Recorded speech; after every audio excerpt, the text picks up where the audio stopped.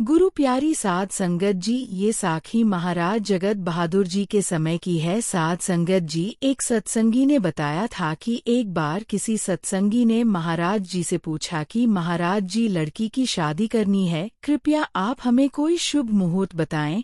साध संगत जी, आप तो जानते ही हैं कि तब इतनी संगत नहीं हुआ करती थी और महाराज जी से बात हो जाया करती थी, कोई दिक्कत या परेशानी नहीं होती थी। जो भी सत्संगी होता था वह महाराज जी से आराम से बात कर लेता था। तो ऐसे ही एक सत्संगी ने महाराज जी के आगे अर्ज की कि महाराज जी, लड़की की शादी है, कृपया हमें कोई शुभ मुहूर्त बताएं। तो वहां पर जो संगत मौजूद थी वह भी सुन रही थी। तो महाराज जी ने कहा कि जाओ, जाकर जंतरी लेकर आओ। तो उन्होंने ऐसा ही किया, वह लेकर महाराज जी के पास आ गए। तब महाराज जी उसे पढ़ने लग गए और वहां पर जो संगत मौजूद थी वह सब देख रही थी। उस समय महाराज जी ने अपना भी कोई काम करना था, तो महाराज जी उसे पढ़ने लग गए। वहां पर मौजूद संगत में से एक सत्संगी अभ्यासी उठकर महाराज जी से पूछने लग गया कि महाराज जी, आप तो हमें इन ब्रह्मों से निकालते हो, अब आप ही इसे देखने लग गए। तो महाराज जी मुस्कुरा पड़े।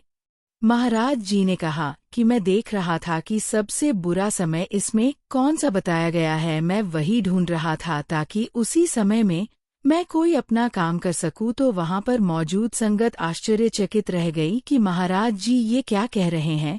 तो उस सत्संगी ने कहा कि महाराज जी, हम समझे नहीं, आप क्या कहना चाहते हैं।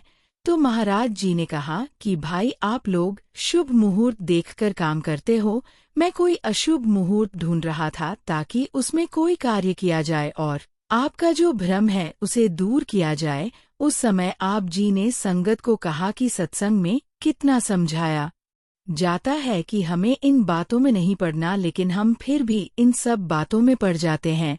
भाई, सभी समय उस मालिक का है, कोई समय अशुभ नहीं है, कोई समय शुभ नहीं है, सभी समय उस कुल मालिक का है। आप ऐसी बातें क्यों करते हो?